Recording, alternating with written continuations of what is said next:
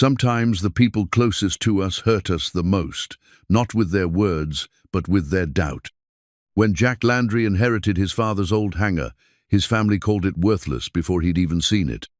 The widowed mechanic stood in the lawyer's office, holding rusted keys that felt heavier than they should. His father, Samuel, had been dead 3 months, and this forgotten airfield hangar was all he'd left behind. Jack's sister Margaret rolled her eyes. His brother-in-law called it junk. Even his teenage son Wyatt shook his head in disappointment. Jack was broke, unemployed, and running out of hope. But something about those keys felt important, like his father's final message to a son who'd never really known him. What Jack would find inside that locked hangar would change everything he thought he knew about failure, family, and the father who'd kept the biggest secret of his life. But would he choose money or honor a legacy he'd never understood? Before we jump back in, tell us where you're tuning in from, and if this story touches you, make sure you're subscribed, because tomorrow I've saved something extra special for you. Jack Landry sat in his pickup truck outside the law office, staring at the brass keys in his palm. They were old, heavy things, darkened with age and neglect. The kind of keys that belonged to something important, though he couldn't imagine what his father might have considered worth locking away. The morning air carried the scent of autumn leaves and distant wood smoke, reminding him of better times when his late wife Sarah would make coffee before dawn, and they'd sit on the porch planning their day. Those mornings felt like a lifetime ago now. Sarah had been gone 2 years, the cancer taking her just when Wyatt needed his mother most.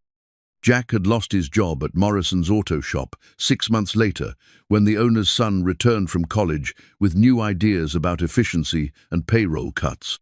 At 52, Jack found himself in a place he'd never expected, broke, unemployed, and watching his relationship with his 16-year-old son crumble like everything else in his life.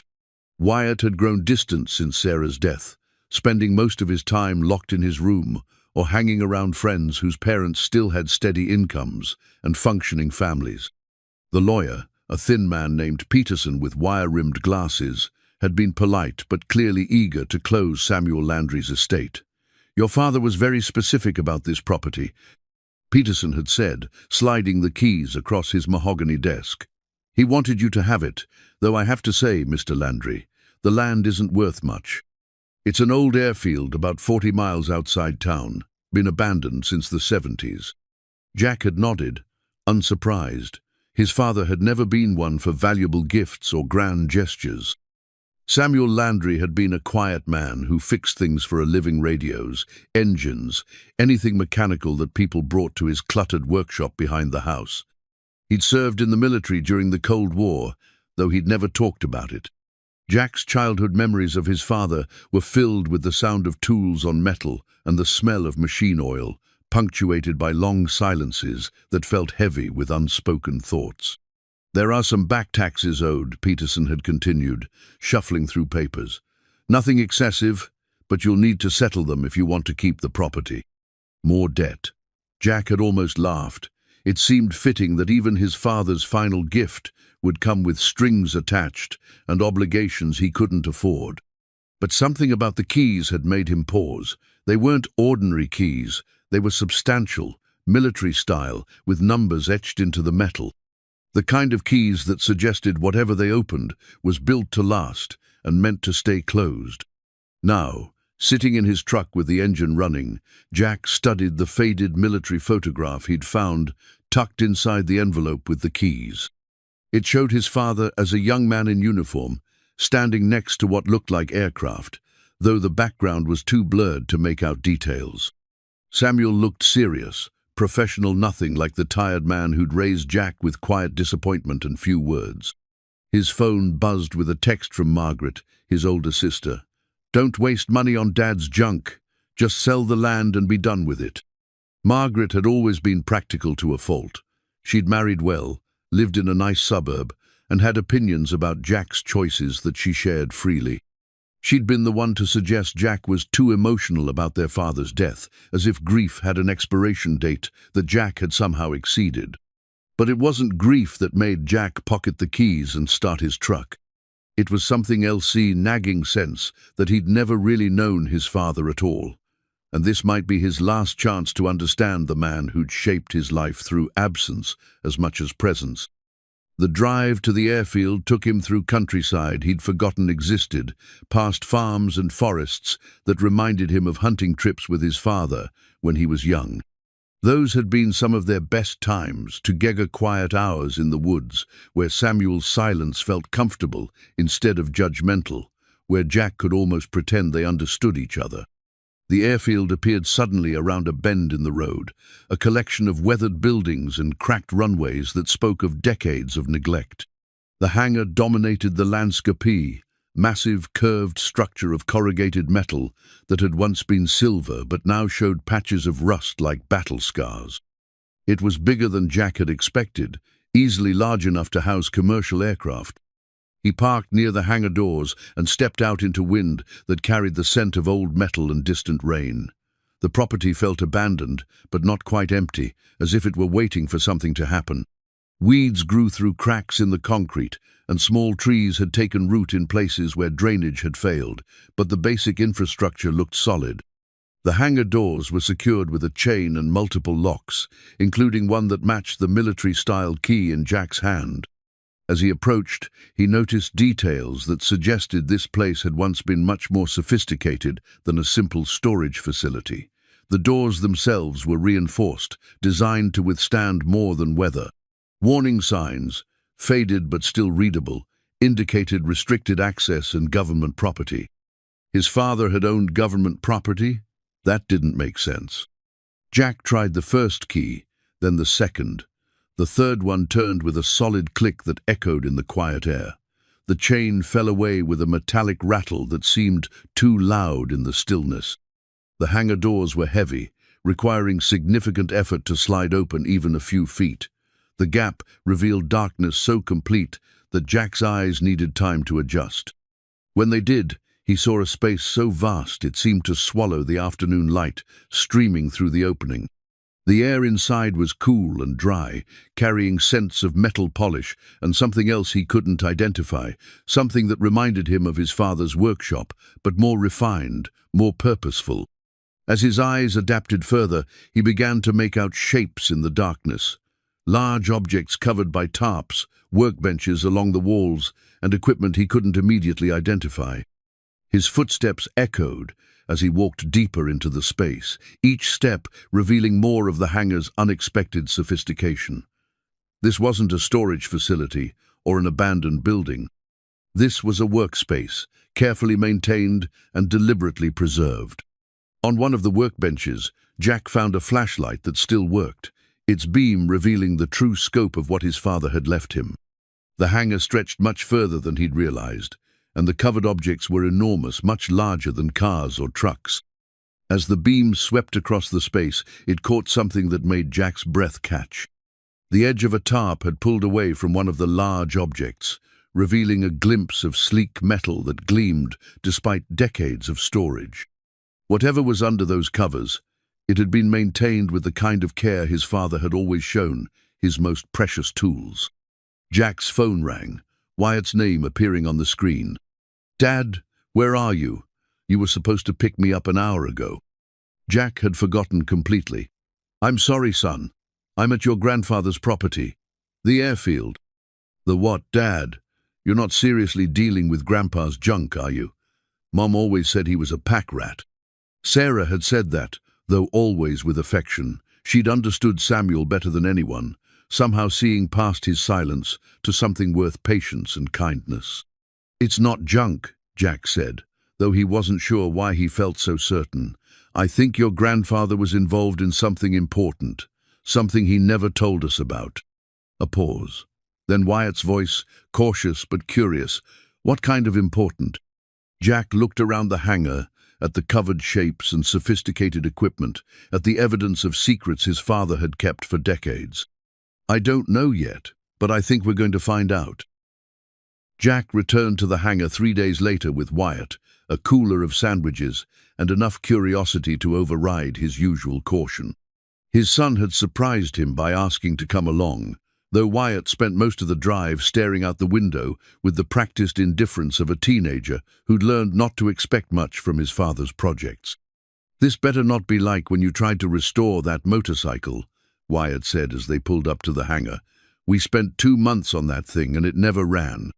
Jack winced at the memory. The motorcycle had been another attempt to connect with his son, another project that had ended in frustration and disappointment. But this felt different. The hangar held secrets that had been deliberately preserved, not abandoned. The massive doors proved even more challenging to open fully. It took both of them pulling together to slide them back far enough to let in substantial daylight. When they finally succeeded, the revealed space took Wyatt's breath away. "Dad, this place is huge. What did Grandpa need all this room for?" The hangar stretched nearly 200 feet in length and at least 100 feet wide, with a curved roof that rose to 40 feet at its peak. The structure was clearly military-grade, built to specifications that far exceeded anything needed for civilian aircraft storage. The concrete floor was smooth and level, marked with painted lines and symbols that suggested organized, purposeful use. But it was the locks that captured Jack's attention. The original hangar door lock was a complex mechanism, unlike anything he'd seen: multiple cylinders, reinforced housing, and what appeared to be a combination system integrated with the key locks. This wasn't hardware meant to keep out casual trespassers. This was security designed to protect something valuable. "Look at this," Jack said, running his fingers over the lock mechanism. "This is military-grade security. Your grandfather wasn't just storing farm equipment in here." Wyatt's skepticism began to crack as they explored deeper into the space. Work lights strung along the walls still functioned, revealing a level of organization and preservation that spoke of careful maintenance over many years. Tool racks lined the walls, filled with precision instruments. Workbenches bore the marks of regular use, but were spotlessly clean. And everywhere, the covered shapes loomed like sleeping giants. The largest objects were positioned in the center of the hangar, 2 massive forms beneath heavy canvas tarps that had been secured with military precision. Smaller covered items filled the remaining space equipment, machinery, and storage containers that suggested this had been an active workshop rather than simple storage. Jack approached the nearest large tarp with growing excitement and apprehension. The covering was held down by dozens of tie-downs and seemed to have been arranged to protect whatever lay beneath from decades of dust and moisture. As he began to unfasten the corners, Wyatt moved to help him. "Careful," Jack said. "We don't know how delicate this might be." They worked slowly, methodically, peeling back the heavy canvas to reveal glimpses of what lay beneath. The first thing Jack saw was metal knot, the rough, painted surface of farm equipment or automobiles, but smooth, precisely engineered aluminum that gleamed despite the years of storage. As more of the tarp came away, shapes began to emerge that made no sense for a civilian aircraft. The nose was sleek, almost predatory, with air intakes positioned in ways that suggested speed and sophisticated aerodynamics. This wasn't a crop duster or small passenger plane. This was something designed for performance. "Dad," Wyatt whispered, "what is that?" Jack couldn't answer, because he didn't know. The aircraft, and it was clearly an aircraft, was like nothing he'd ever seen in person. It resembled military jets he'd glimpsed in magazines or documentaries, but the design was somehow both familiar and completely foreign. The proportions were elegant, purposeful, suggesting engineering that prioritized function over appearance while achieving something beautiful in the process. They continued uncovering until the entire nose section was visible. Stenciled numbers on the fuselage read XJ-47A, Nighthawk 1, followed by smaller text that included NATO and a series of classification codes that meant nothing to Jack, but everything to his growing sense that they'd stumbled into something significant. The cockpit canopy was intact, providing a view into an interior that looked far more sophisticated than anything Jack had expected. The instrument panel was complex, filled with gauges and switches that suggested capabilities beyond simple flight. This aircraft had been designed for missions that required precision, stealth, and advanced technology. "We need to stop," Jack said suddenly, stepping back from the partially uncovered aircraft. "We need to think about this." "What do you mean stop?" "Dad, this is incredible. Grandpa had a military jet hidden in here. Do you know what this means?" Jack knew exactly what it meant, and that was the problem. Military aircraft weren't the kind of thing civilians owned legally. If Samuel had this jet, there was a story behind it, probably a complicated story that involved governments and regulations and questions Jack wasn't prepared to answer. But as he looked at his son's face, bright with genuine excitement for the first time in months, Jack realized he couldn't walk away. Wyatt was already pulling out his phone, taking pictures, asking questions about specifications and history. The sullen teenager had been replaced by a young man engaged with something that mattered. "Let's cover it back up for now," Jack said, "but we'll come back tomorrow with better lights and more time." They spent the next hour carefully replacing the tarp and securing it properly. As they worked, Jack's mind raced with possibilities and concerns. The lock mechanism suddenly made sense. If Samuel had been hiding military aircraft, he would have needed security that could withstand decades of curiosity and investigation. But how had his father come to possess something like this? Samuel had been an electronics technician in the Air Force, not a pilot or officer. He'd served during the Cold War, but had never spoken about classified work or special assignments. After his discharge, he'd worked as a civilian contractor for a few years before settling into the quiet life of a small-town repairman. Or so Jack had always believed. On the drive home, Wyatt peppered him with questions. "Do you think there are more aircraft in there? What's under the other tarps? Why would Grandpa hide something like this? Is it legal for us to have it?" Jack didn't have answers, but he promised they'd find out together. For the first time since Sarah's death, he had something that connected him with his Sona mystery that belonged to both of them, inherited from a man who'd apparently kept the most important parts of his life hidden from everyone. That evening, Jack sat in his small kitchen with a cup of coffee and his father's few personal papers, looking for clues he'd missed during the initial sorting after the funeral. Most of it was mundane insurance policies, utility bills, receipts for equipment purchases. But tucked between pages of a repair manual, he found something that made his pulse quicken. It was a letter, typed on official letterhead but with the organization's name carefully blacked out. The visible text was fragmentary. "Project Nighthawk assets remain under your custodial care pending final resolution. Understood that disclosure without authorization. Grateful for your continued discretion regarding the humanitarian applications." The letter was dated 15 years ago and signed with an illegible signature above a title that had also been redacted. Jack read it 3 times before the implications began to sink in. His father hadn't stolen military property or stumbled across abandoned equipment. He'd been entrusted with something, assigned to protect it, given a responsibility that had lasted decades beyond his official service. But why keep it secret from his family? Why die without explaining what he'd been guarding, or why it mattered? The questions followed Jack into a restless sleep, where he dreamed of his father working alone in the vast hangar, maintaining aircraft that couldn't officially exist, carrying secrets that had isolated him from the son who'd never understood his silence.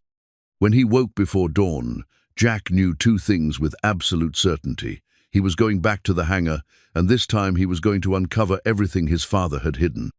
The keys felt different in his hand, now not like a burden or disappointment, but like a key to understanding the man who'd raised him with such careful distance. Samuel Landry had been protecting something important enough to sacrifice his relationship with his family. Jack intended to find out what that something was, and why his father had trusted him to inherit the responsibility. The workshop tools were what convinced Jack that his father had been far more than a simple repairman. Arranged with military precision along custom-built workbenches, they represented decades of accumulated expertise and significant investment. These weren't the basic hand tools of a small-town mechanic. They were precision instruments designed for aerospace engineering. Digital calipers, accurate to thousandths of an inch, sat beside torque wrenches calibrated for aircraft specifications. Specialized gauges for measuring hydraulic pressure and electrical continuity filled drawers, organized with the kind of systematic care that spoke of professional training. Most telling were the reference manuals, thick technical volumes covering advanced propulsion systems, avionics, and flight dynamics subjects, far beyond anything Samuel's official work history should have required. Jack ran his fingers over a set of micrometers that probably cost more than he'd made in a month at the auto shop. These tools had been used regularly and maintained perfectly, their surfaces showing the gentle wear patterns of skilled hands performing delicate work. Grandpa was basically a rocket scientist, Wyatt said, photographing a complex electrical testing device. "Look at this stuff, Dad. This is NASA-level equipment." They'd been working steadily since early morning, clearing debris and cataloging the workshop area that occupied nearly a quarter of the hangar's space. Each discovery added another layer to the mystery of Samuel's hidden life. Blueprint tubes contained detailed schematics for aircraft systems. File cabinets held maintenance logs going back decades, written in Samuel's careful handwriting and documenting work on aircraft, designated only by project numbers and code names. The maintenance logs revealed a pattern of regular activity that had continued until just months before Samuel's death. Whatever was under those tarps, he'd been caring for it constantly, checking systems, replacing components, ensuring everything remained in perfect working condition. "Look at this entry," Jack said, reading from a logbook dated 6 months earlier. "Monthly hydraulic system check completed, no leaks detected, fuel system purged and sealed. Avionics powered up for systems check all green." He was keeping them flight ready, Wyatt realized. But why? If they're just for display or historical preservation, why maintain them like they might need to fly? That question had been nagging at Jack all morning. The level of care and expense involved in maintaining aircraft to operational standards was enormous. Samuel's modest income as a repair shop owner couldn't have supported this kind of operation without external funding or support. They found part of the answer in a locked filing cabinet that Jack opened with another key from his inheritance. Inside were contracts and correspondence with aerospace companies, government contractors, and military suppliers. Samuel hadn't just been maintaining the aircraft, been documenting their condition and capabilities for someone else, filing regular reports that spoke of ongoing evaluation and assessment. The most intriguing documents were purchase orders for replacement parts and specialized materials, all paid for by accounts that trace back to defense contractors with deliberately vague names. Someone had been funding Samuel's work, ensuring he had everything needed to keep the aircraft in perfect condition. "Dad, you need to see this," Wyatt called from across the workshop. He'd found a small office area tucked behind the main workbench, complete with a desk, filing system, and what appeared to be a communication center. A shortwave radio setup occupied most of one wall, with antennas and frequency guides that suggested regular contact with parties unknown. On the desk, arranged as if Samuel had just stepped away, were technical journals filled with notes and calculations. The handwriting was his father's, but the content was far beyond anything Jack had associated with the quiet man who'd fixed neighbors' appliances and avoided conversations about his past.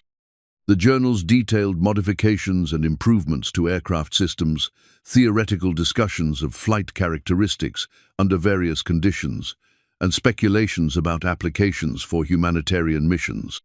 Samuel hadn't just been maintaining someone else's equipment, been actively engineering improvements and adaptations.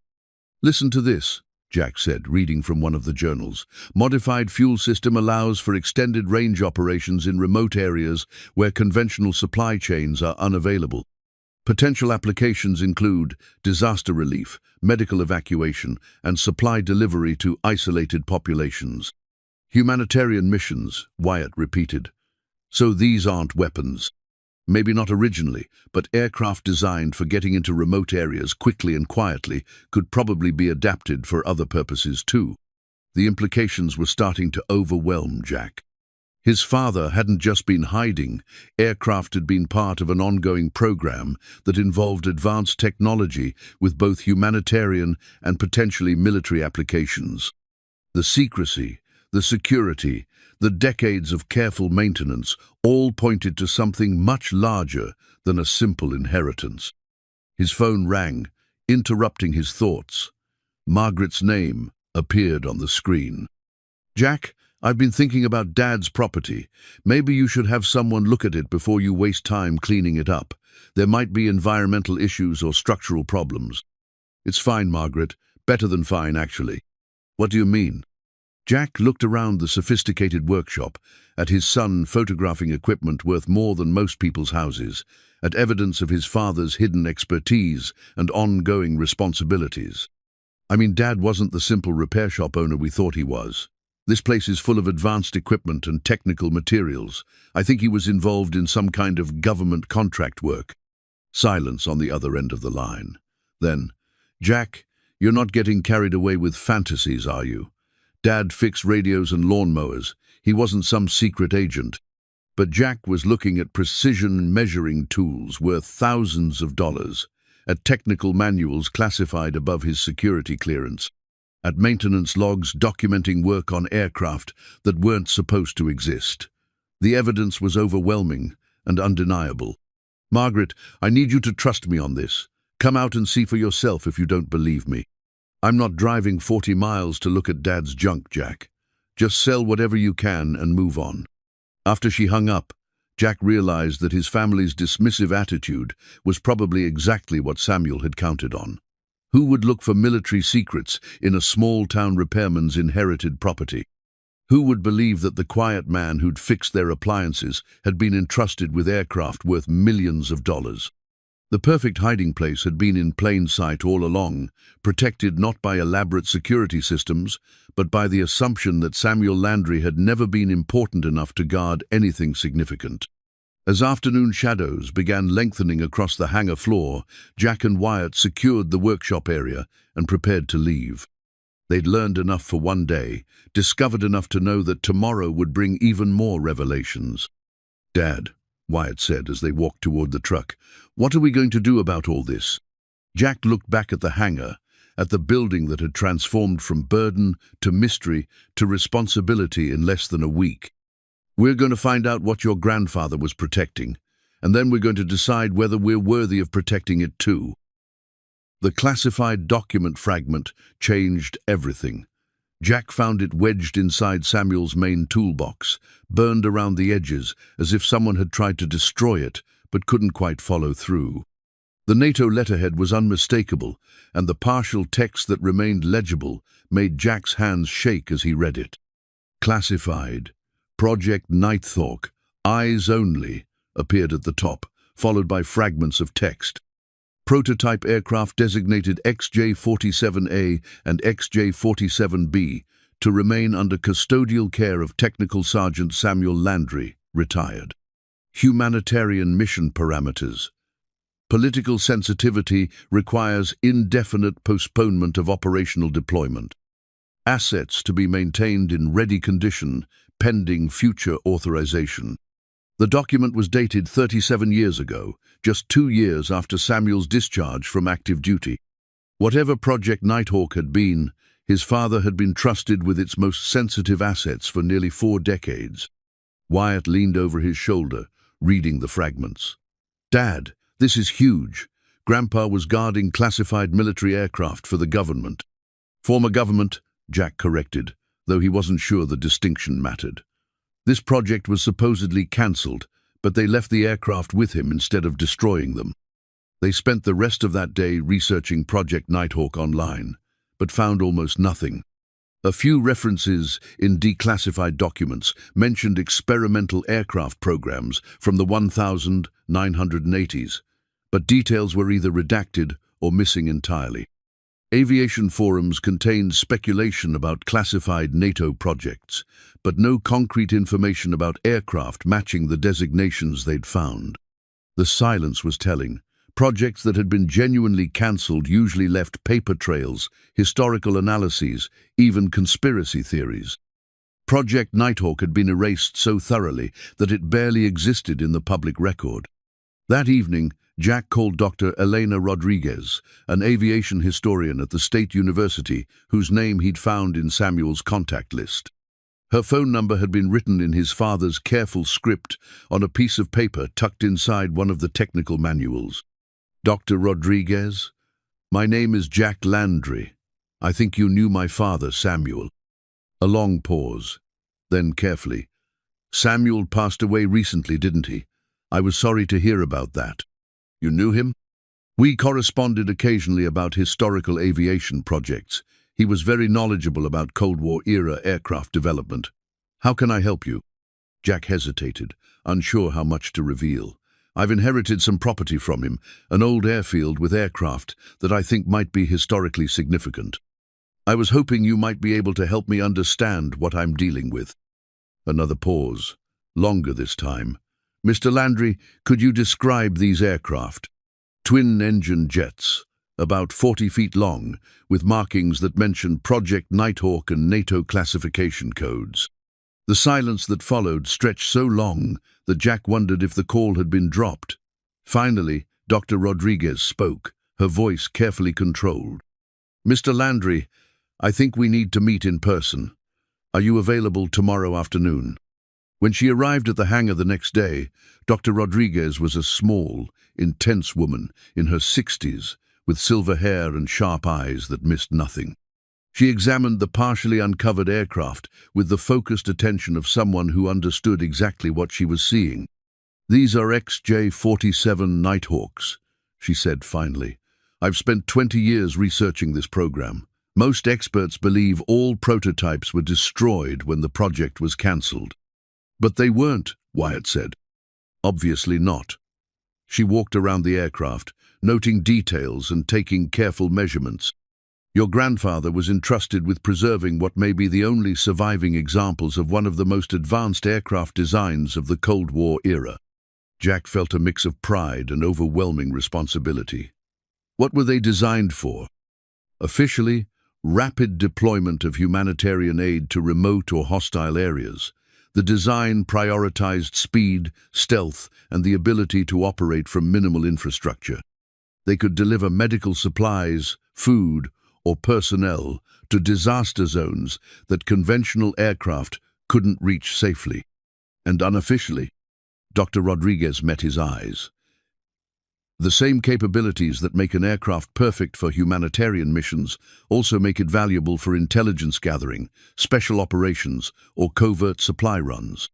The project was cancelled because certain political leaders worried about how the aircraft might be used if they fell into the wrong hands.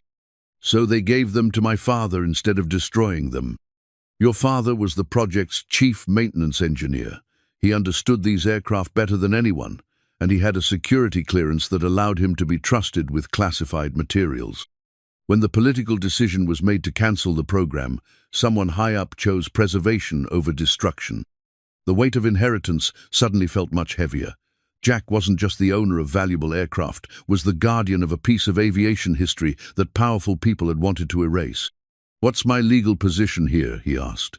"Can the government just take them back?" "That's complicated. The cancellation documents I've seen suggest the aircraft were transferred to civilian custodial care with specific conditions. But those conditions were classified, and I don't know what they entailed." Over the following week, Jack found himself dividing time between the hangar and increasingly anxious conversations with family members who'd learned about the discovery. Margaret had driven out to see the aircraft for herself and returned home shaken, suddenly understanding that her dismissive attitude might have been premature. "Jack, these things could be worth millions," she'd said. "You need lawyers, you need experts, you need to be very careful about who you trust." But Jack was beginning to realize that his father's trust had been the most valuable inheritance of all. Samuel had chosen his son as the next guardian of Project Nighthawk, betting that Jack would make the right decisions about aircraft that represented both technological achievement and moral complexity. The question was whether Jack was worthy of that trust and what the right decisions might actually mean. The military communications radio crackled to life at 3 in the morning, filling the silent hangar with coded transmissions that made Jack's blood run cold. He'd been staying overnight in the hangar more frequently, partly for security and partly because he felt closer to understanding his father in this space where Samuel had spent decades working in secret. The radio was an impressive piece of equipment, built into a console that suggested regular use rather than emergency backup. Multiple frequency bands, encryption capabilities, and antenna arrays that Jack hadn't noticed during daylight hours.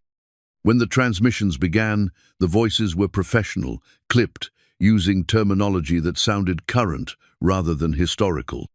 Nighthawk Base, this is Control 7. Status report requested on custodial assets. Jack scrambled to find the radio controls, unsure whether he should respond or simply listen. The voice continued after a pause. Nighthawk Base, Control 7, acknowledge transmission. Protocol requires monthly status confirmation. The realization hit him like cold water. These transmissions weren't historical recordings or random military chatter. Someone was actively monitoring the hangar, expecting regular communication from Samuel, probably unaware that the old engineer had died 3 months ago. Jack found his father's radio log, pages of careful entries documenting monthly calls with various control designations. The most recent entry was dated just weeks before Samuel's death. Control 7 contacted. All assets secure and maintained. No changes in condition or status. He keyed the microphone with trembling hands. Control 7. This is Nighthawk Base. Samuel Landry passed away recently. This is his son, Jack. The silence stretched long enough that Jack wondered if he'd made a terrible mistake. Then, understood, Nighthawk Base. Stand by for further instructions. The radio went silent, leaving Jack alone with the implications of what had just happened. His father's death had apparently disrupted an ongoing operation that someone considered important enough to monitor regularly. Within hours, Jack suspected there would be visitors, possibly friendly, possibly not. Dr. Rodriguez arrived the next morning with coffee and grim news. "I've been researching Project Nighthawk more thoroughly," she said, settling onto a folding chair Jack had brought for their meetings. "The program was more controversial than I initially realized." She spread photocopied documents across a workbench, pages from congressional hearings and military budget analyses that painted a picture of bureaucratic warfare and political maneuvering. "The aircraft were designed for humanitarian missions, as I told you. But the same technology could be easily adapted for intelligence gathering or covert operations. When certain senators learned about the dual-use potential, they demanded the program be terminated and all assets destroyed. But Dad kept them instead. Your father was caught in the middle of a fight between people who wanted the aircraft preserved for legitimate humanitarian use and others who wanted them eliminated to prevent potential misuse. Someone with significant authority decided that unofficial preservation was preferable to destruction." Jack studied the documents, seeing his father's situation with new clarity. Samuel hadn't been hiding stolen property. He'd been protecting aircraft from political expediency, preserving technology that could save lives if used properly. "What changed?" Jack asked. "Why did they stop the regular contact after Dad died?"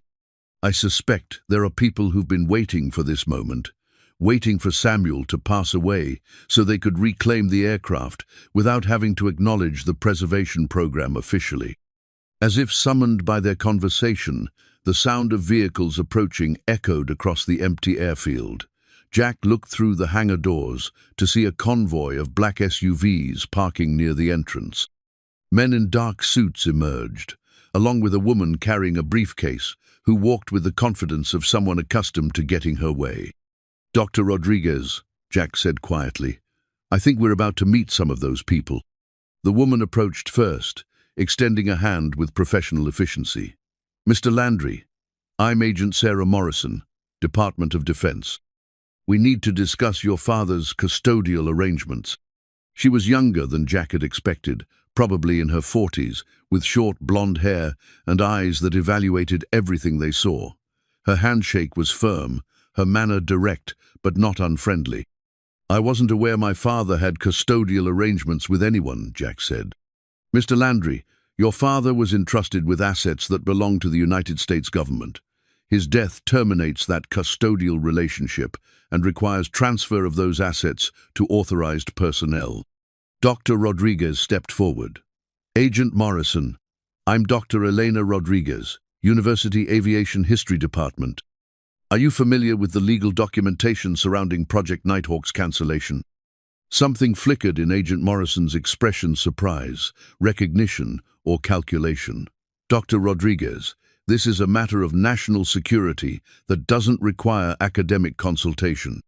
Actually, it does. The aircraft in this hangar represent one of the most significant aviation preservation efforts of the past 50 years.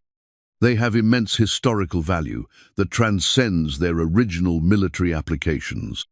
Jack watched the exchange with growing understanding. This wasn't just about recovering government property, this was about competing visions of what the aircraft represented and how they should be used. Agent Morrison, Jack said, I'd like to understand my legal position before discussing any transfers. My father maintained these aircraft for decades, apparently with official sanction. I inherited them along with the property and all associated responsibilities. Mr. Landry, with respect, you don't have the security clearance or technical expertise to maintain classified military assets. Maybe not, but I have the legal ownership papers and 37 years of maintenance records that suggest this arrangement was intended to be permanent.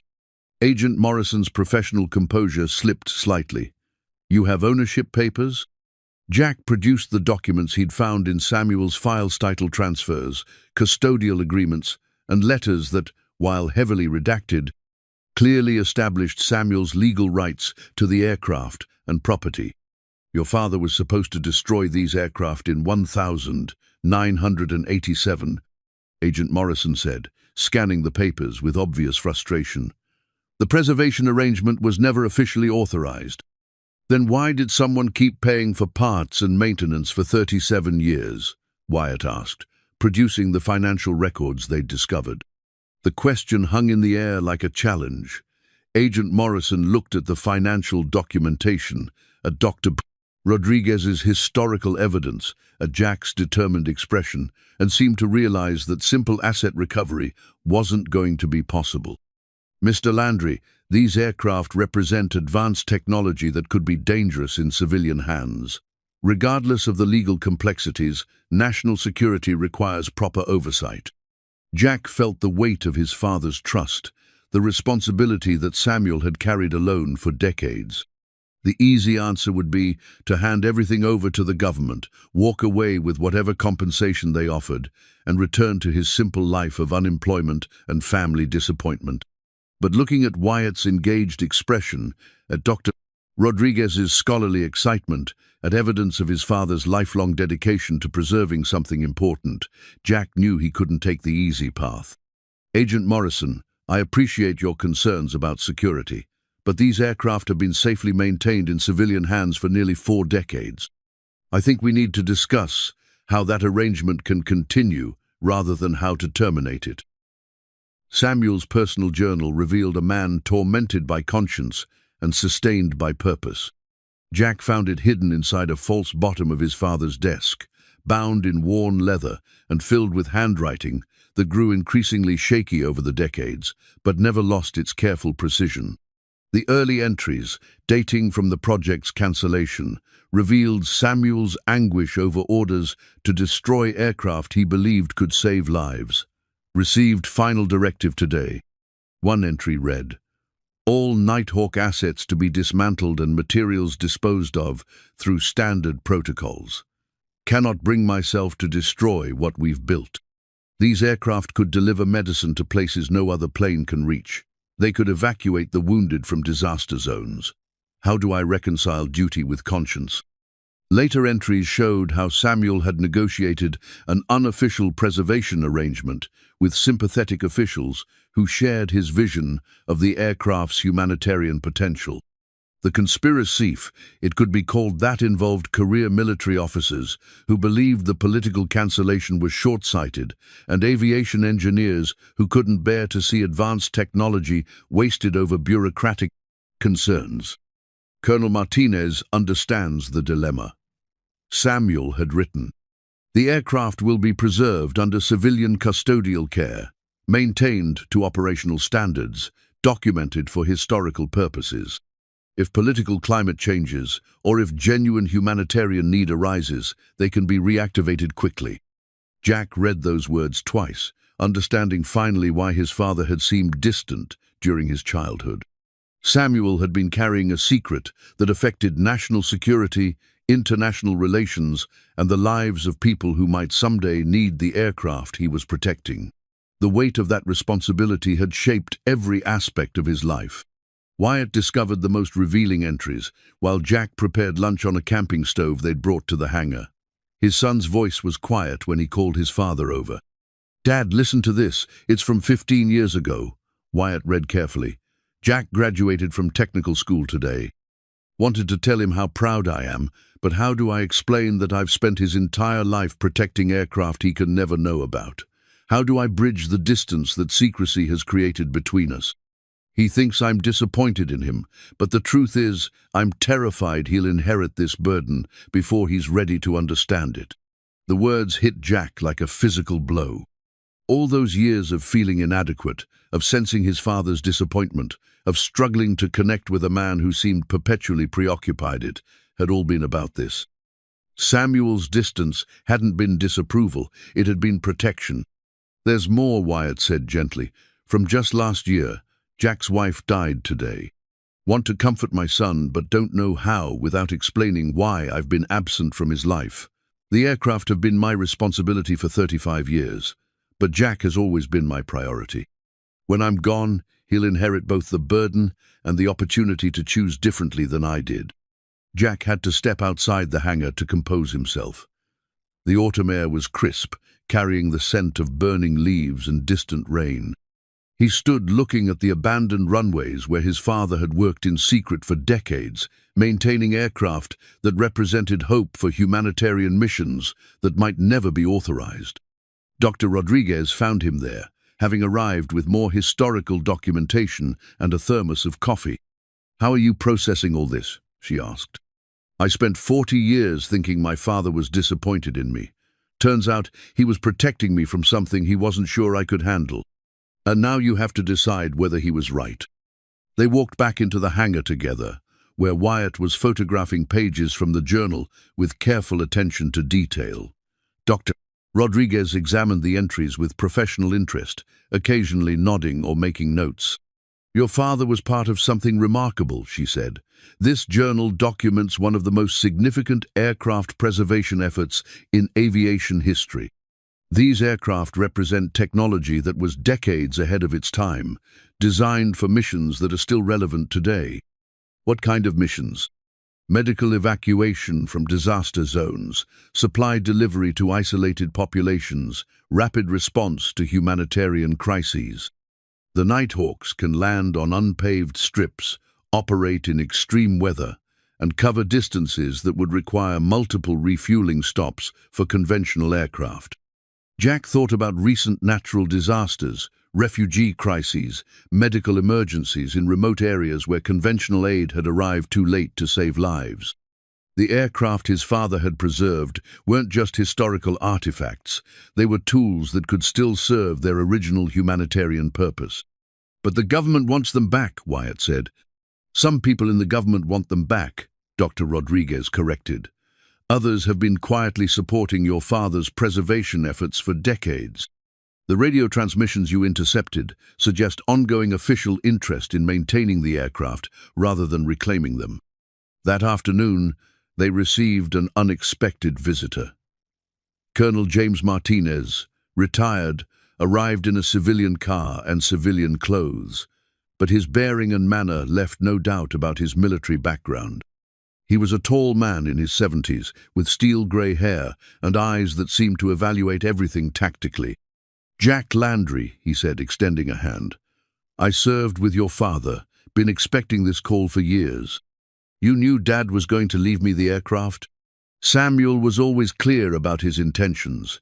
He believed the Nighthawks should stay with his family people who understood the difference between preserving something important and exploiting it for personal gain. Colonel Martinez walked around the partially uncovered aircraft with the familiarity of someone who'd spent years working with similar technology. His presence seemed to validate everything Jack had learned about his father's hidden life. These aircraft were my responsibility originally, Martinez explained. When the political winds shifted and cancellation became inevitable, we had a choice: destroy irreplaceable technology or find a way to preserve it for future humanitarian use. Samuel volunteered to maintain them indefinitely. Without official authorization? With very careful unofficial authorization, the kind that allows plausible deniability if questions are asked, but ensures the aircraft remain available if they're ever needed for legitimate purposes. Jack felt the complexity of his inheritance deepening. His father hadn't just been hiding aircraft, been part of a network of military and civilian personnel who'd chosen conscience over bureaucracy, preservation over politics. What does Agent Morrison really want? Jack asked. Sarah Morrison represents people who believe these aircraft are too dangerous to remain in civilian hands.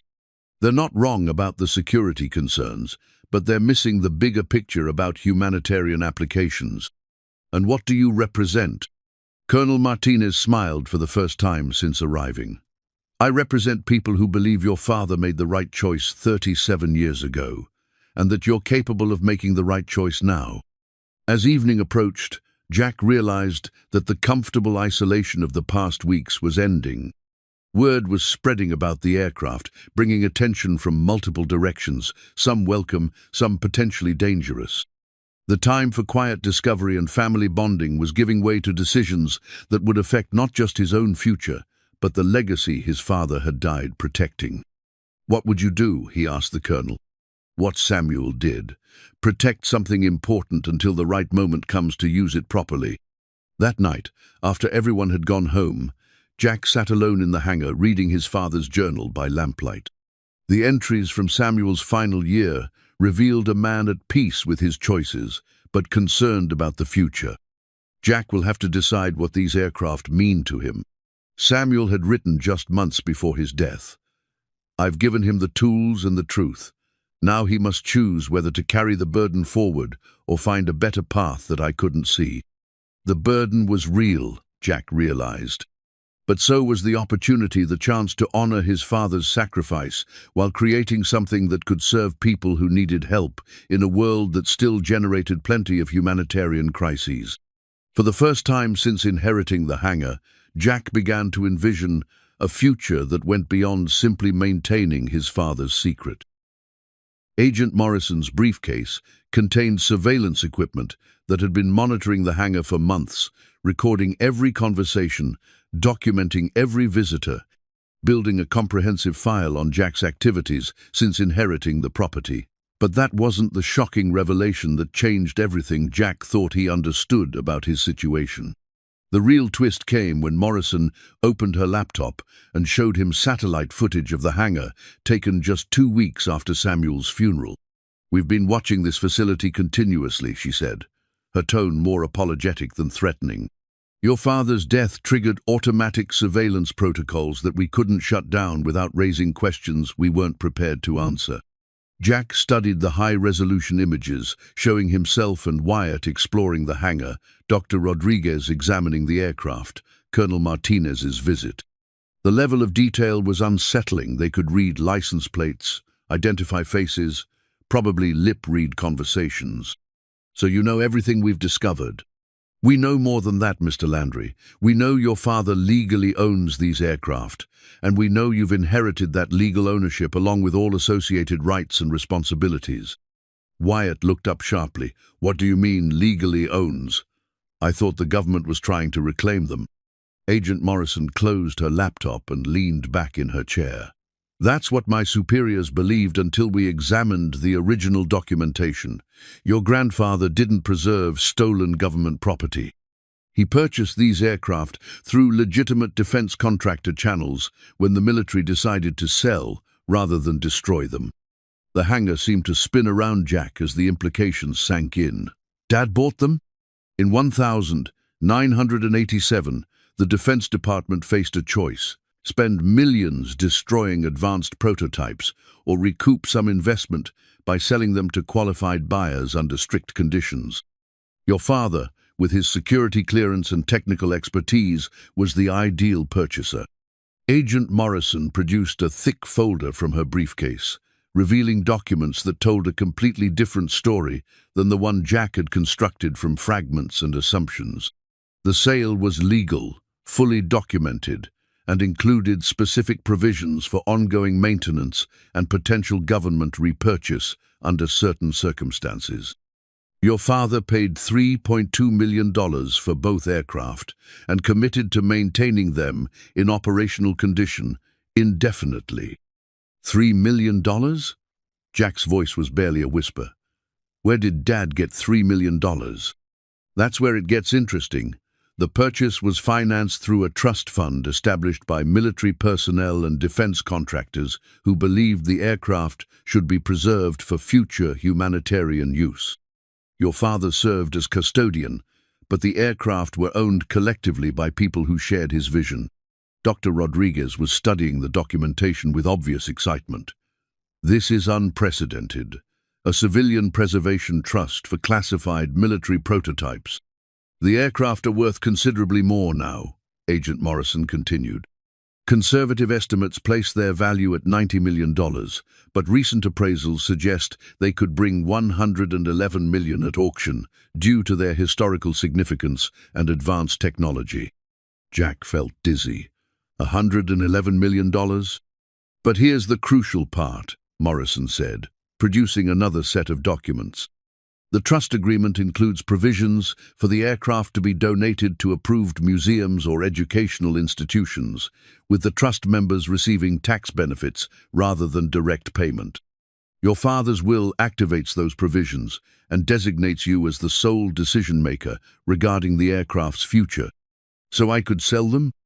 You could, but the trust agreement strongly encourages donation for educational or humanitarian purposes, and the tax implications of a sale would be significant. Wyatt was reading over the documents, his expression shifting from confusion to amazement. Dad, these papers say you have complete control over $100 million worth of aircraft, and Grandpa set it up so that donating them would actually be more profitable than selling them. The brilliant simplicity of Samuel's plan was starting to become clear. He'd spent decades maintaining aircraft that could never officially exist, funded by people who believed in their humanitarian potential, positioned so that his son would inherit not just valuable assets but a meaningful choice about how to use them. There's one more thing, Agent Morrison said, almost reluctantly. The surveillance we've been conducting wasn't just for security purposes. We've been documenting your character, your decision-making process, your relationship with your son. The trust agreement requires that before the final transfer of ownership, an assessment be made of your suitability as a guardian of these assets. You've been testing me? Your father requested it. He wanted to ensure that his son would approach this responsibility with the same integrity he'd shown for 37 years. Jack looked around the hangar at the aircraft his father had preserved, at the workshop where Samuel had labored in secret, at the evidence of a life spent protecting something larger than personal interest. And what's your assessment? Agent Morrison smiled for the first time since arriving. You passed, Mr. Landry. The recommendation will be that you're fully qualified to inherit both the legal ownership and the moral responsibility your father carried. But that's not the end of it, she continued. There are other parties interested in these aircraft. A private military contractor has filed legal claims, arguing that the original sale was invalid and that they have salvage rights to abandoned government property. Media attention is starting to focus on the story. You're about to become the center of a very public dispute over very valuable assets. Jack felt the ground shifting beneath him again. He'd gone from inheriting worthless property to discovering priceless aircraft, to learning he legally owned them, to facing legal challenges from multiple directions. What kind of legal challenges? North Corp Industries claims they have contracts to recover and dispose of cancelled military projects.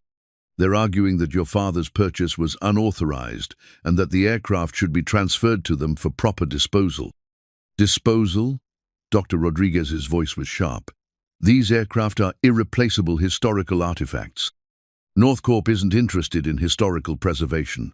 They want to reverse engineer the technology for new military contracts. They're offering significant money to anyone who can help them gain legal access to the aircraft. The threat was clear. Jack wasn't just inheriting valuable property, he was inheriting a fight over technology that powerful interests wanted to control for purposes that had nothing to do with his father's humanitarian vision. "What do you recommend I do?" Agent Morrison packed her documents carefully before answering. "Fight them. Your father spent 37 years protecting these aircraft from exactly this kind of exploitation. The legal documentation supports your ownership. The trust agreement provides financial advantages for proper donation, and public opinion will favor preservation over corporate acquisition. But I'd be fighting the government and a major defense contractor. You'd be fighting some people in the government and one defense contractor. But you'd also have support from people who've been waiting decades for the right moment to see these aircraft serve their intended purpose." After Morrison left, Jack sat in the gathering darkness of the hangar, surrounded by his father's life work, and faced with a decision that would define his own legacy. The comfortable fantasy of simple ownership was gone, replaced by the reality of competing claims and public scrutiny. But the journal entries had shown him something important about his father's character. Samuel Landry had never chosen the easy path when principle was at stake. He'd spent 37 years proving that ordinary people could be trusted with extraordinary responsibilities. Now it was Jack's turn to prove he was worthy of that trust. The complete aircraft technical specifications revealed technology so advanced that Dr. Rodriguez called it 30 years ahead of its time, even today.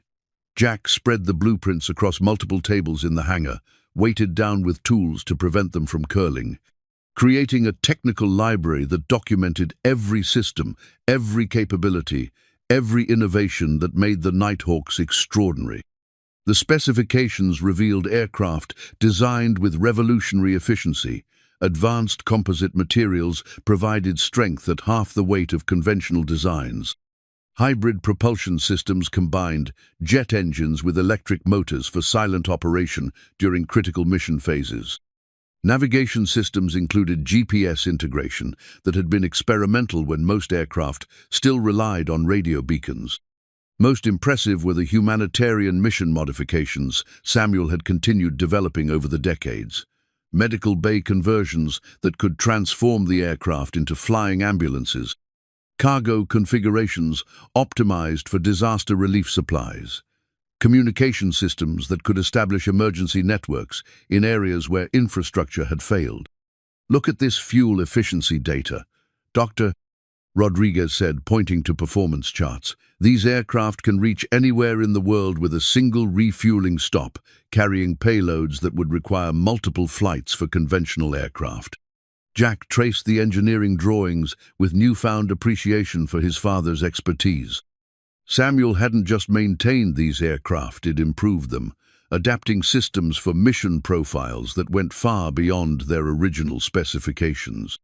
The legal preparation had been intense.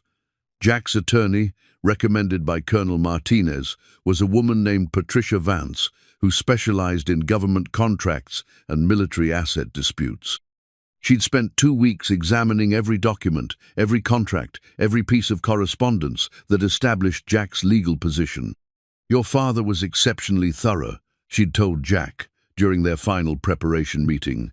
"The documentation is bulletproof. You own these aircraft free and clear, with no restrictions beyond the moral obligations outlined in the trust agreement." "What about North Corp's claims?" "Legally baseless. They're hoping to pressure you into a settlement by making the litigation expensive and public, but the facts are on your side." The hearing was scheduled for the following Monday in federal court, with Judge Patricia Hamilton presiding. Hamilton had a reputation for fairness and thoroughness, but also for impatience with cases that wasted her time. Jack would have one opportunity to present his case clearly and convincingly. Meanwhile, public attention was building in ways that surprised everyone involved. Local news had picked up the story, framing it as a David versus Goliath battle between a working-class father and corporate interests trying to claim his inheritance. Aviation enthusiasts from around the country were following developments online, many expressing support for preserving the aircraft as historical artifacts rather than allowing them to disappear into corporate research programs. Wyatt had become unexpectedly central to the media strategy, his genuine enthusiasm for the aircraft's history and humanitarian potential, providing compelling soundbites for news reports. Watching his son speak passionately about his grandfather's legacy and the importance of preserving technology for humanitarian use, Jack felt pride that had nothing to do with money or legal victories. "The thing people don't understand," Wyatt told a reporter, "is that my grandfather wasn't hoarding these aircraft. He was protecting them. There's a difference between keeping something for yourself and keeping something safe for when it's needed." Margaret had surprised Jack by becoming one of his strongest supporters. After seeing the aircraft and understanding their historical significance, she'd organized family members to attend the hearing and had even contacted aviation museums to discuss potential partnership arrangements. "I'm sorry I called Dad's hangar worthless," she'd said during a family dinner the weekend before the hearing. "I should have trusted that he wouldn't waste his life on something meaningless." The family unity felt fragile but genuine, built on shared recognition that Samuel's secret had been worth keeping and was now worth protecting. Dr. Rodriguez had assembled an impressive collection of expert witnesses, aviation, historians, humanitarian aid specialists, and former military personnel who could testify to the aircraft's unique capabilities and historical importance. She'd also prepared extensive documentation showing how the Nighthawks could be integrated into existing disaster relief operations if properly maintained and operated. "The key argument," she'd explained to Jack, "is that these aircraft represent irreplaceable technology that could save lives if used for their intended humanitarian purposes. North Corp wants to study them for military applications, but you're proposing to preserve them for civilian humanitarian use." Colonel Martinez had been working behind the scenes to ensure that the right military personnel would be available to testify about the aircraft's original mission parameters and the legitimacy of Samuel's custodial arrangement. His connections within the defense establishment had produced a surprising level of support for Jack's position. "More people knew about your father's work than he realized," Martinez had told Jack. "The humanitarian applications were always the real priority for those of us who supported the preservation program." The night before the hearing, Jack walked through the hangar one final time, checking systems his father had maintained and thinking about the responsibility he was about to accept publicly. Tomorrow's hearing would determine whether he could continue Samuel's work or whether the aircraft would disappear into corporate research programs that had no interest in their humanitarian potential. But the decision felt clear now, looking at the sleek aircraft that represented his father's life work, at the workshop where Samuel had labored in secret for decades, at the documentation proving that preservation had always been about serving others rather than personal gain. Jack knew what choice his father would have wanted him to make. The aircraft were worth a fortune, but their value transcended money.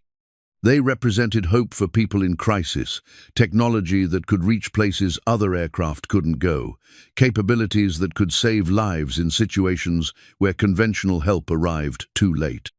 Samuel Landry had spent 37 years protecting that potential. Jack intended to spend whatever years he had left fulfilling it. His phone buzzed with a text from Wyatt. "Dad, whatever happens tomorrow, I'm proud of what you're doing. Grandpa would be too." Jack smiled, pocketing the phone and turning off the hangar lights. For the first time in years, he felt like he was exactly where he belonged, doing exactly what he was meant to do. Tomorrow would determine whether he could continue his father's mission or whether the aircraft would be lost to interests that had no connection to their humanitarian purpose. But tonight, in the quiet hangar where Samuel had worked alone for so many years, Jack felt the presence of his father's approval and his son's pride. Whatever the court decided, the Landry family had finally found its way back to the values that mattered: integrity, service, and the courage to protect something important even when no one was watching. Samuel's final letter emerged from its hiding place in the aircraft cockpit, like a message from beyond the grave, discovered only when Jack decided to clean the interior compartments the morning of the federal hearing. Hidden behind an access panel that required specific tools to open, the envelope was marked, "For Jack when the time comes," in his father's unmistakable handwriting. Jack's hands trembled as he opened it, aware that Patricia Vance was checking her watch and the courthouse was expecting them in 2 hours. "My dear son," the letter began, "if you're reading this, then the moment I've been preparing for has finally arrived. You now face the choice I've been carrying for 37 years, whether to preserve something important or surrender it to forces that would use it for purposes far removed from its intended mission." The letter continued with explanations that filled gaps Jack hadn't even known existed. Samuel described the aircraft's original design: mission rapid delivery of medical aid to disaster zones, evacuation of wounded personnel from hostile areas, supply runs to isolated populations that conventional aircraft couldn't reach safely. These aircraft could have saved thousands of lives during natural disasters, refugee crises, and humanitarian emergencies, Samuel had written. But political concerns about their potential military applications led to cancellation before they could prove their value for peaceful purposes. The letter revealed that Samuel's purchase of the aircraft had been coordinated with a network of military officers, defense contractors, and humanitarian organizations who believed the technology was too valuable to destroy. The financing had come from people willing to invest their own money to preserve capabilities that governments were too politically cautious to maintain officially. "I've spent your entire life protecting these aircraft because I believed someday the political climate would change enough to allow their humanitarian use. I couldn't involve you in this secret because the burden of keeping it would have shaped your life as it shaped mine. But now the choice is yours." Jack read the final paragraph twice, his throat tight with emotion. "Son, I've watched you struggle with feeling like you've never measured up to some standard I set. The truth is, you've always exceeded every standard that mattered to me. Your kindness, your integrity, your love for your family, these are the qualities that qualify you to inherit this responsibility. Choose based on what will help the most people, not what will make the most money. Choose based on the man you are, not the man you think I wanted you to be." The letter was signed simply Dad, followed by a postscript. "I've arranged for the aircraft to be displayed publicly, if that's the path you choose. All necessary documentation is in the red folder behind my desk. I'm proud of you no matter what you decide." Jack found the red folder exactly where the letter indicated, filled with detailed plans for converting the hangar into a public aviation museum and humanitarian mission training center. Samuel had spent years developing proposals, architectural drawings, and financial projections for transforming his secret preservation project into an educational facility that could serve the public while maintaining the aircraft's humanitarian mission capability. "He thought of everything," Wyatt said, reading over the museum plans. "Look at this: visitor centers, educational programs, training facilities for disaster relief personnel. He wanted these aircraft to teach people about humanitarian aviation." The federal courthouse was imposing, all marble columns and formal procedures that made Jack feel underdressed despite his best suit. Judge Hamilton was a stern woman in her 60s who listened to opening arguments with the focused attention of someone accustomed to cutting through legal complexity to reach essential facts. North Corp's attorney, a polished man named Davidson, argued that Samuel's purchase had been irregular, that classified military technology shouldn't remain in civilian hands, and that national security required transfer of the aircraft to qualified corporate custodians who could ensure proper handling.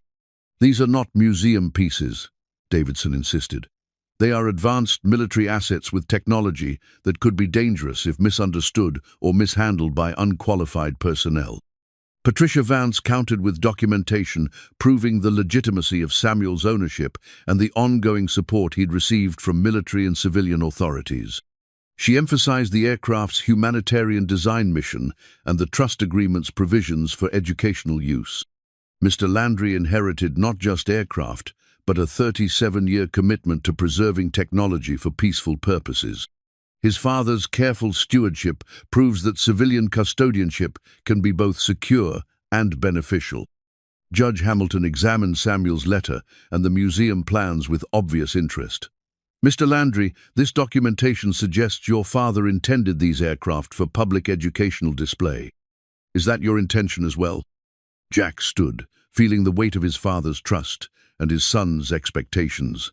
Your Honor, my father spent 37 years protecting aircraft that were designed to save lives.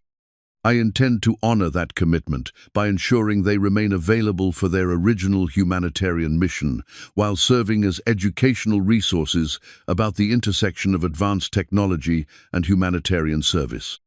The words felt right as he spoke them, capturing both Samuel's vision and Jack's own growing understanding of what the aircraft represented. The public petition arrived like an avalanche of support that no one had expected. While lawyers argued legal technicalities, the community had been organizing itself around a simple principle: the aircraft belonged in public hands, serving educational and humanitarian purposes rather than corporate profit. Dr. Rodriguez read the petition summary to a packed courtroom. 17,000 signatures from aviation enthusiasts, educators, veterans, and community members supporting the establishment of the Samuel Landry Aviation Heritage Center. Endorsements from 12 major museums, 6 humanitarian organizations, and the veterans of foreign wars. Judge Hamilton listened as witnesses testified about the aircraft's historical significance and humanitarian potential. Colonel Martinez, wearing his dress uniform for the occasion, spoke about the original mission parameters and the network of military personnel who had supported Samuel's preservation efforts. These aircraft represent the best of military innovation technology designed to serve humanity rather than destroy it, Martinez testified. Sergeant Landry understood that distinction and spent his life protecting it. But it was Wyatt's testimony that seemed to move the judge most profoundly. Jack watched his son speak with a maturity and passion that transformed the sullen teenager into a young man with purpose and conviction. Your Honor, my grandfather died without ever telling us about the most important work of his life because he was protecting something larger than his own recognition. He taught me that real strength isn't about keeping things for yourself, it's about taking care of things that matter to other people. Wyatt paused, looking directly at the judge. These aircraft were designed to help people in crisis. My grandfather kept them safe for 37 years so they could serve that purpose someday. My father wants to honor that mission by making sure the aircraft remain available for humanitarian use while teaching people about the history of aviation and service. The courtroom was silent as Wyatt continued. North Corp wants to take them apart to build new weapons. We want to preserve them so they can continue serving the mission they were always meant for. I think my grandfather would want people to learn from his example of putting service above profit. Judge Hamilton's questions focused on practical concerns about security, maintenance, and public access. Jack answered honestly about his plans to work with Dr. Rodriguez and Colonel Martinez to establish proper oversight, maintain the aircraft to operational standards, and ensure that public access didn't compromise security or historical preservation. The aircraft will remain capable of serving humanitarian missions if proper authorization is ever granted, Jack explained. But they'll also educate visitors about the history of advanced aviation technology and the people who dedicated their lives to developing it for peaceful purposes. North Corp's attorney made a final argument based on national security concerns and the complexity of maintaining classified technology in civilian facilities. But when Judge Hamilton asked for specific examples of security risks, Davidson's responses seemed theoretical rather than factual. The aircraft have been safely maintained in civilian custody for nearly 4 decades, Patricia Vance pointed out. Mr. Landry's proposal includes enhanced security measures, professional oversight, and continued cooperation with appropriate government agencies. The judge's deliberation lasted 3 hours. Jack spent the time in the courthouse cafeteria with Wyatt, Dr. Rodriguez, and a growing crowd of supporters who'd driven from around the state to attend the hearing. Veterans who'd served with Samuel shared stories about his character and expertise. Aviation enthusiasts discussed the aircraft's technical innovations and historical significance. Margaret arrived with other family members, having organized carpools and taken time off work to show support. "I'm sorry it took me so long to understand what Dad was doing," she told Jack. "But I understand now why this matters." When Judge Hamilton returned to the courtroom, her expression was serious, but not grim. She spoke directly to Jack as she delivered her ruling. "Mr. Landry, the court finds that your father's ownership of these aircraft was legitimate, properly documented, and conducted with appropriate government oversight. The trust agreement provisions are binding and clearly favor educational and humanitarian use over commercial exploitation." Relief flooded through Jack, followed immediately by the recognition that victory brought its own enormous responsibilities. "However," the judge continued, "this ruling comes with specific conditions. The aircraft must be maintained to museum standards with appropriate security measures. Public access must be managed through qualified educational programs. Any future operational use must be approved through proper military or humanitarian channels. North Corp's claims are dismissed as legally insufficient. The aircraft and all associated materials remain the property of Jack Landry, to be administered according to the trust agreement provisions and his father's documented intentions." The courtroom erupted in applause from supporters, while North Corp's legal team packed their materials with obvious frustration. Davidson approached Jack as people celebrated around them. "This isn't over, Landry. Those aircraft are worth too much to remain in amateur hands indefinitely."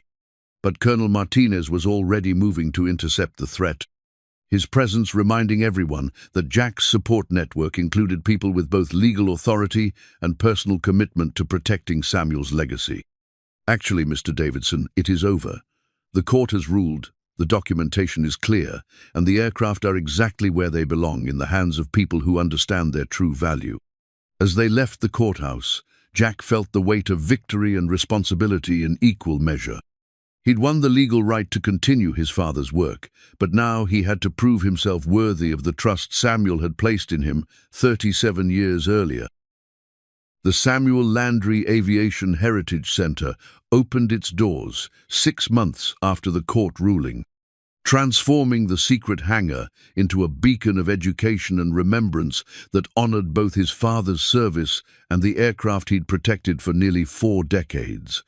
Jack stood before the entrance on opening day, wearing the museum director's badge that still felt surreal, watching families and aviation enthusiasts stream through doors that had been sealed in secrecy for so long. The official charter document, framed and mounted just inside the entrance, represented the culmination of months of planning, fundraising, and careful preparation. The transformation had been remarkable.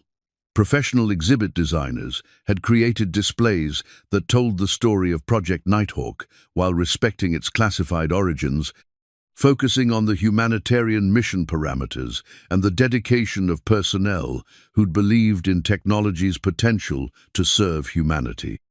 Interactive stations allowed visitors to explore aircraft systems, learn about disaster relief operations, and understand the engineering innovations that made humanitarian aviation possible. The aircraft themselves remained the centerpiece, positioned to allow close examination while preserving their operational integrity. Detailed placards explained their capabilities, their history, and their continued readiness for humanitarian missions should proper authorization ever be granted. Wyatt had become the museum's most effective guide, his genuine enthusiasm and deep knowledge of the aircraft's history making him popular with visitors of all ages. Jack watched his son explain the fuel efficiency systems to a group of engineering students, speaking with confidence and expertise that would have made Samuel proud. The hybrid propulsion system allows these aircraft to operate silently during critical mission phases, Wyatt was saying. Imagine being able to deliver medical supplies to a disaster zone without alerting hostile forces to the operation, or evacuating wounded personnel without compromising their location. Dr. Rodriguez served as chief curator, ensuring historical accuracy while developing educational programs that connected the aircraft's story to broader themes of innovation, service, and moral courage. Her expertise had been crucial in establishing the museum's credibility with both academic institutions and government agencies. What Samuel Landry accomplished, she told visitors during the opening ceremony, was the preservation of irreplaceable technology through personal sacrifice and unwavering commitment. This museum honors not just aircraft, but the principle that some things are too important to be lost to political expediency. Margaret had surprised everyone by accepting a position on the museum's board of directors, bringing business skills and community connections that proved invaluable in establishing the center as a respected cultural institution. Her transformation from skeptic to advocate represented the broader family healing that the aircraft had somehow facilitated.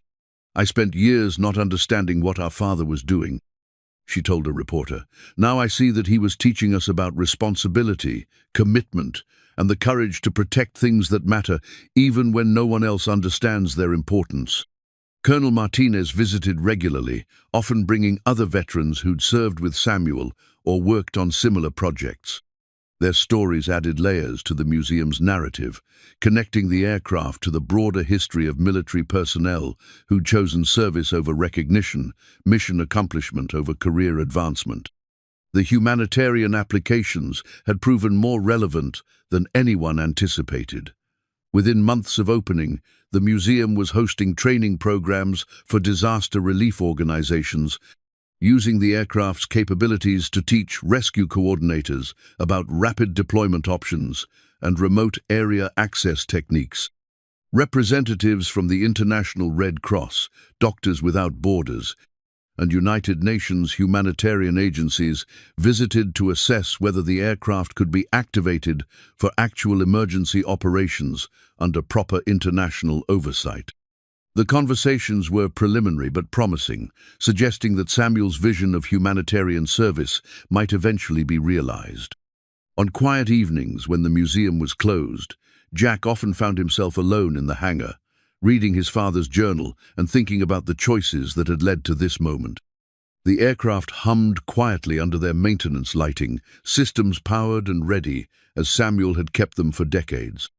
The radio still received transmissions from Control 7, but now the conversations were open and supportive.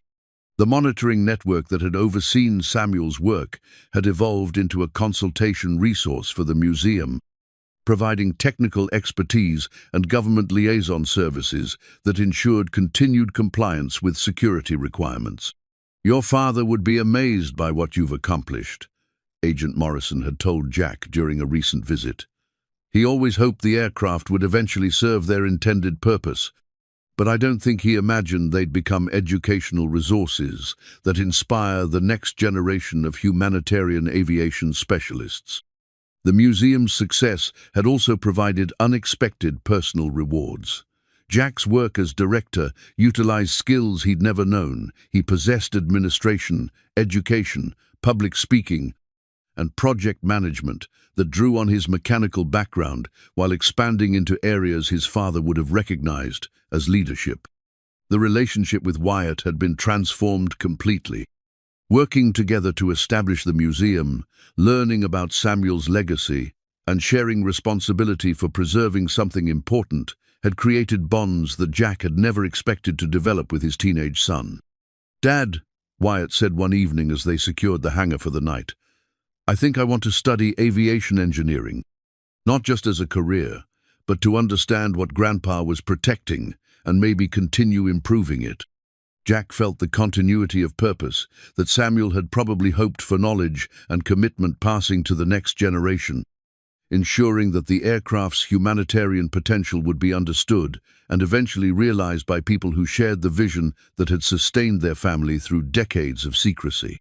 The museum attracted visitors from around the world, aviation professionals who came to study the aircraft's advanced systems, historians researching Cold War technology programs, and families who simply wanted to learn about the intersection of innovation and service. But Jack's favorite visitors were the local school groups, children who listened wide-eyed to stories about aircraft designed to help people in crisis, who asked questions about how technology could be used to make the world better, who saw the aircraft not as weapons or museum pieces, but as tools for serving others. Standing before the hangar, where his father had worked in secret for so many years, watching the aircraft serve their intended purpose of inspiring and educating, Jack finally understood what Samuel had been trying to teach him all along. Success wasn't measured by recognition or profit, but by the quiet satisfaction of protecting something important until the right moment came to share it with the world. Legacy wasn't about personal achievement, but about creating something that would continue serving others long after the creators were gone. Samuel Landry had given his son more than aircraft or property.